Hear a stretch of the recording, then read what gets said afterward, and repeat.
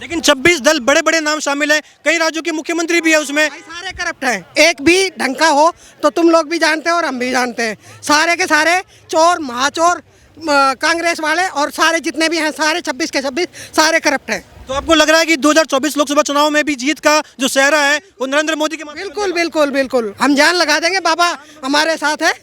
हर हर महादेव। देखिए, हम तो ये कहते हैं धर्म के बिना राष्ट्र नहीं है और राष्ट्र के बिना धर्म नहीं है। जैसे अभी बहन जी कह रही थी कि अगर मोदी होगा तो आगे धर्म बचेगा, अगर धर्म ही नहीं बचेगा तो राष्ट्र क्या बचेगा। गठबंधन किया है, वो कहीं ना कहीं सफल हो पाएंगे, कोई करिश्मा कर पाएंगे?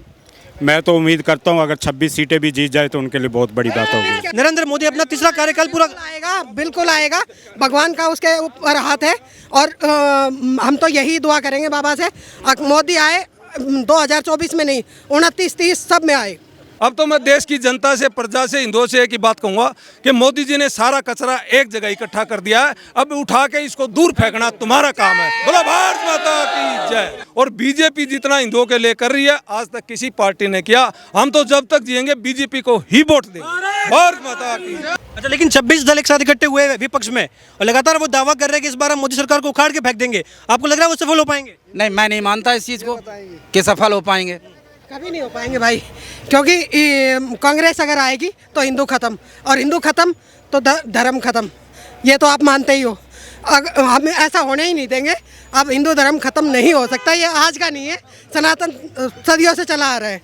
लेकिन 26 दल बड़े बड़े नाम शामिल हैं, कई राज्यों के मुख्यमंत्री भी है उसमें। भाई सारे करप्ट हैं, एक भी ढंग का हो तो तुम लोग भी जानते हो और हम भी जानते हैं। सारे के सारे चोर महाचोर कांग्रेस वाले और सारे जितने भी हैं सारे 26 के 26 सारे करप्ट हैं। तो आपको लग रहा है कि 2024 लोकसभा चुनाव में भी जीत का जो सेहरा है वो नरेंद्र मोदी के माध्यम से? बिल्कुल बिल्कुल बिल्कुल, हम जान लगा देंगे, बाबा हमारे साथ है।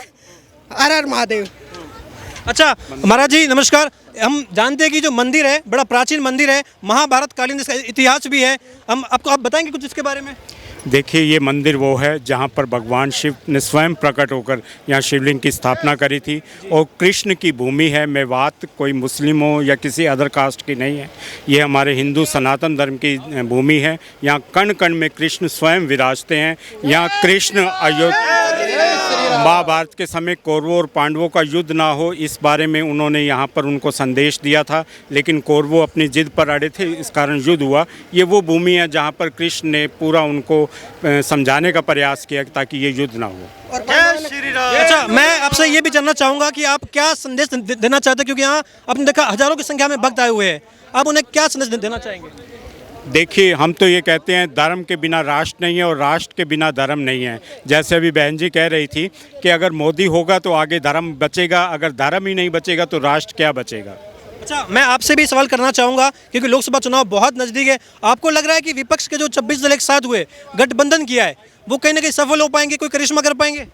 मैं तो उम्मीद करता हूँ अगर 26 सीटें भी जीत जाए तो उनके लिए बहुत बड़ी बात होगी। लेकिन वो तो कह रहे हैं कि मोदी राज में देश में महंगाई बढ़ गई है, देश में अराजकता बढ़ गई है। महंगाई बढ़े, हमें कोई दिक्कत नहीं है। देखो, अराजकता फैलती है, किन लोगों द्वारा फैलाई जा रही है ये आप भी जानते हैं और हम भी जानते हैं। महंगाई की हमें चिंता नहीं है, हमें हिंदू राष्ट्र की चिंता है। हमें भाजपा सरकार दोबारा आए, हम यही चाहते हैं। जय श्री राम। अच्छा आंटी जी, आप कहाँ से वैसे? मानेसर से। अच्छा, देखिए महिलाओं की सुरक्षा को लेकर के बड़ी बड़ी बातें की जाती है। विपक्ष जो है लगातार ये कह रहा है कि महिलाएं सुरक्षित नहीं है भारत में। आपको क्या लगता है? भाई भारत में महिलाएं बिल्कुल सुरक्षित हैं।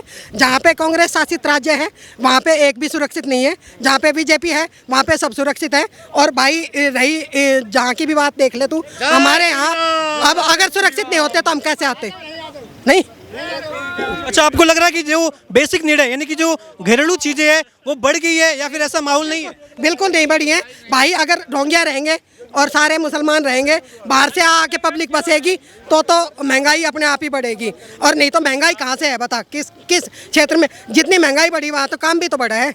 और पब्लिक जैसे बढ़ेगी, एक एक बंदा 20-20 बार करेगा तो महंगाई तो अपने आप ही बढ़ेगी। तो आपको लग रहा है कि जो घुसपैठियों वाली समस्या है ये कहीं ना कहीं बहुत बड़ी समस्या है? बहुत बड़ी समस्या है, पूरा एरिया इन्होंने कवर कर लिया है। अगर अब भी हिंदू नहीं जागे तो बहुत देर हो जाएगी, बहुत ज़्यादा देर हो जाएगी।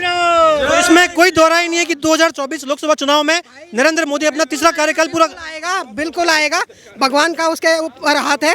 और हम तो यही दुआ करेंगे बाबा से, मोदी आए 2024 में नहीं, 29-30 सब में आए। लेकिन प्रियंका वाड्रा हो गई, ममता बनर्जी हो गई, जो बंगाल की मुख्यमंत्री है, वो तो कह रही है कि मोदी राज में बहन बेटियां सुरक्षित बिल्कुल भी नहीं है। बिल्कुल सुरक्षित नहीं है। बंगाल में कहाँ सुरक्षित है? जहाँ पे ममता का राज है कहाँ सुरक्षित है बता?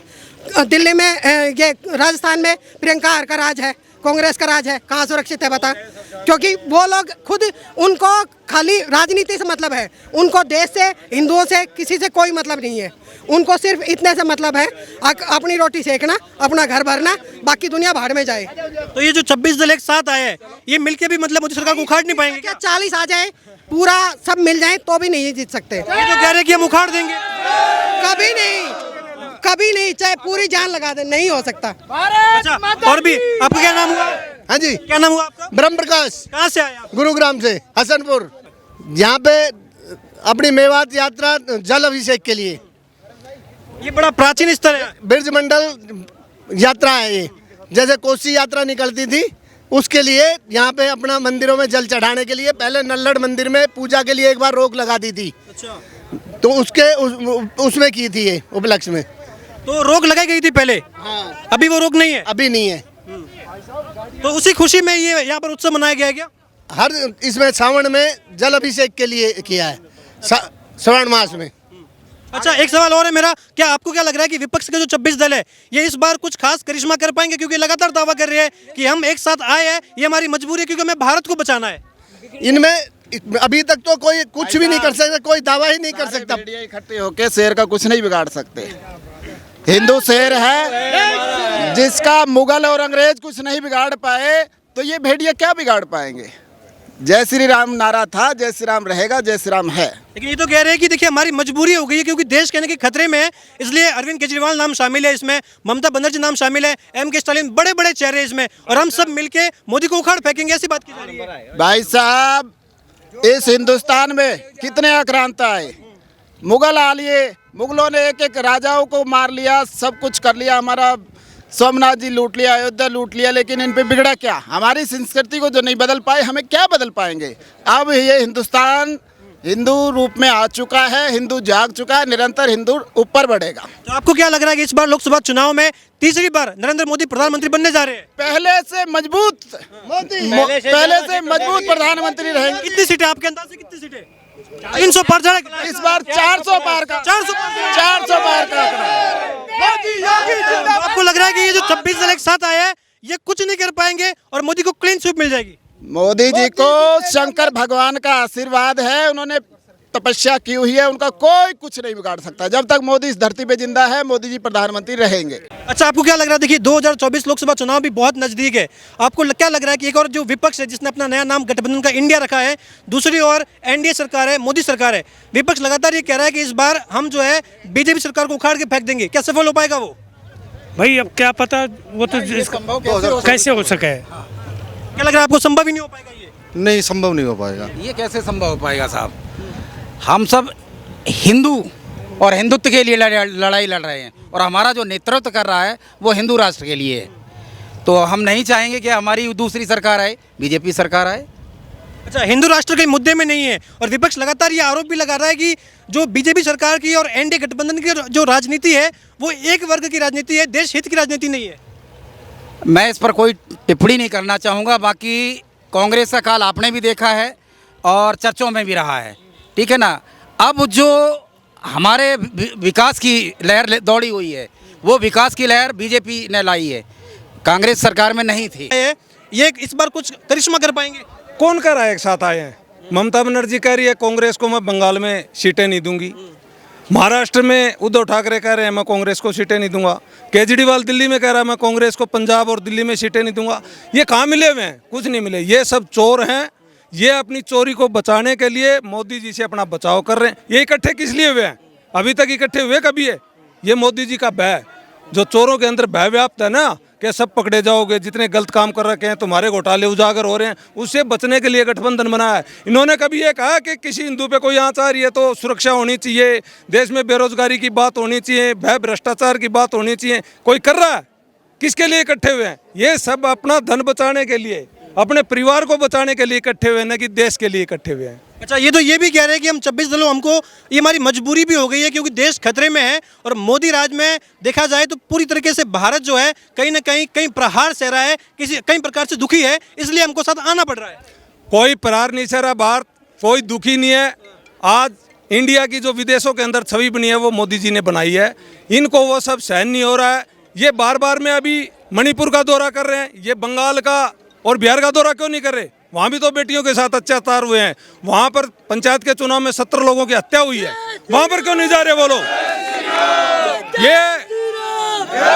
ये सब अपनी तुच्छ राजनीति कर रहे हैं और अपनी राजनीति को बचाने के लिए इकट्ठे हुए हैं। अब तो मैं देश की जनता से, प्रजा से, हिंदुओं से एक ही बात कहूंगा कि मोदी जी ने सारा कचरा एक जगह इकट्ठा कर दिया है, अब उठा के इसको दूर फेंकना तुम्हारा काम है। बोलो भारत माता की जय। अच्छा, एक और सवाल मेरा आपसे भी है, विपक्ष ने नया नाम इंडिया रखा है और ये कह रहा है कि इस बार जो लड़ाई है लोकसभा चुनाव में ये इंडिया वर्सेज मोदी सरकार की नीतियां और मोदी सरकार की जो विचारधारा है उसके खिलाफ है और इंडिया जीतेगा और मोदी हारेगा। ये बहुत बड़ा गलत किया इन्होंने, देश का नाम इंडिया इन्होंने नाम रखना ही नहीं था। आप एक बताओ, सभी 10 चोर 20 चोर इकट्ठे होके और अपना नाम पुलिस रख लेंगे तो क्या वो पुलिस हो गई?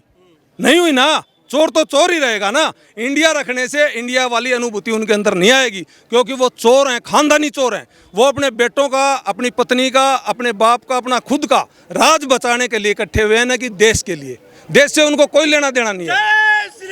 जय श्री राम। राहुल गांधी तो ये कह रहे हैं कि मैं भारत जोड़ के आया हूं और अब मेरे पास अनुभव भी है, मैंने देखा है कि भारत में कई समस्या है, तो मैं अब जानता हूं कि किस प्रकार से उनका सॉल्यूशन करना है। भाई साहब, भारत टूटा कब था ये बताइए हमें। भारत तो इन्होंने कांग्रेसियों ने ही तोड़ा था, 1947 में भी जवाहरलाल नेहरू ने तोड़ा था, नहीं तो भारत तो अखंड था। और अब भी हम तो 14 अगस्त को अखंड दिवस मनाते हैं, भारत अखंड दिवस। ये कह रहा है मैं जोड़ रहा हूँ, अरे जोड़ क्या रहा है? कहाँ टूटा हुआ है भारत? तू क्या जोड़ रहा है? कहाँ से टूटा हुआ है भारत? कोई कह रहा है भी भारत टूटा हुआ है? भारत तो सदियों से एक है, कश्मीर से कन्याकुमारी, अटक से कटक तक भारत एक है और एक रहेगा। राहुल के जोड़ने से न जुड़ेगा, न तोड़ने से वो टूटेगा। बोलो भारत माता की। अच्छा, तो आपको ये तय लग रहा है कि ये नरेंद्र मोदी सरकार जो है, एनडीए गठबंधन जो है, ये तीसरा कार्यकाल भी पूरा करने वाले हैं? ये पूरा तीसरा कार्यकाल पूरा नहीं करेगी, ये 350 पार जाएगी अब की बार। जो राम मंदिर का काम हो रहा है हम हिंदुओं के लिए, जिसके लिए हमने लगभग 500 साल लड़ाई लड़ी, कितने बलिदान हुए, जो कोई भी कांग्रेस कर नहीं पाई, कोई भी सरकार इस काम को कर नहीं पाई हिंदुओं के लिए, वो मोदी सरकार ने कर दिखाया। और अभी आप ये लगा लो 14 जनवरी के आसपास राम मंदिर में राम लल्ला विराजमान होंगे। अच्छा, एक और सवाल ये भी कहा जा रहा है कि बीजेपी जो है, जो जरूरी मुद्दे हैं उनसे ध्यान भटकाने की कोशिश में मंदिर निर्माण वगैरह इन पर फोकस करती है और जो जरूरी मुद्दे हैं, बेसिक नीड पूरी नहीं कर रहे। जरूरी मुद्दे हल हो रहे हैं। धारा 370 हटाने का वादा किया, धारा 370 हटा दी। 3 तलाक को बैन किया, राम मंदिर को अयोध्या के अंदर बनवा दिया। जो अब सीए कानून था, यूसीसी कानून है, ये भी उनके घोषणा पत्र में थे, ये भी बहुत जल्दी लागू होंगे। और बीजेपी जितना हिंदुओं के लिए कर रही है आज तक किसी पार्टी ने किया। हम तो जब तक जिएंगे बीजेपी को ही वोट देंगे। भारत माता की।